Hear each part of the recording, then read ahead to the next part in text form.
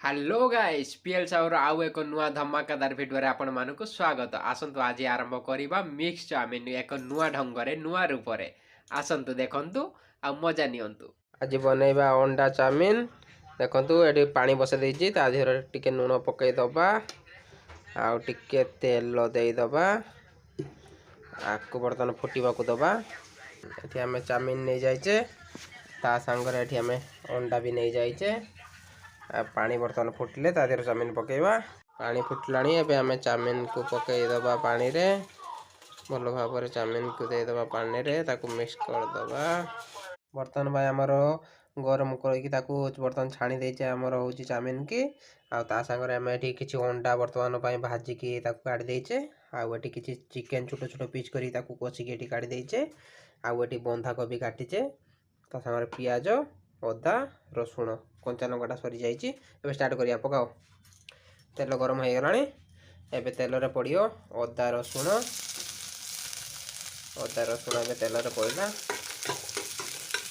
गोटे भल भाव मिक्स कर दबा। तापर पके दबा हमर पियाज को भल भाव मिक्स कर दबा। एबे पियाज हल्का हो जाइए एबे आमे पके दबा बंधा कोबी की भल भाव मिक्स कर दबा। आधे स्वाद अनुसार किसी लुण दे देबे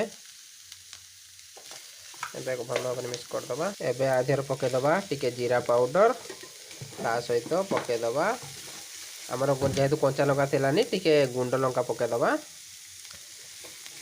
ता सहित हल्का टिके पके दबा गरम मसाला बस ताको भल भाव मिक्स कर दबा। आ ये होची हमर चाउमिन ता मसाला एटा चाउमिन रो मसाला या को भी पकेले आज रे गोलमरिच पाउडर पकेबे हम पाखर गोलमरिच पाउडर ता सर जाइए आपण गोलमरिच पाउडर टिके पकेबे भल टेस्ट आसीबो।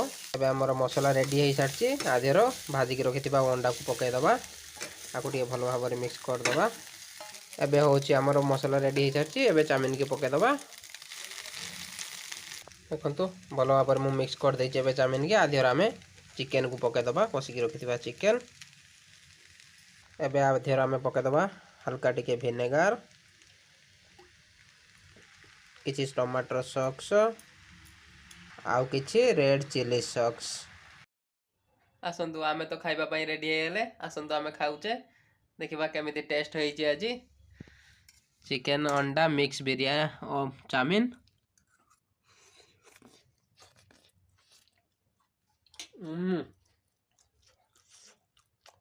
बढ़िया है। आप एमती बनई ट्राए करूँ घरे मस्त लगे।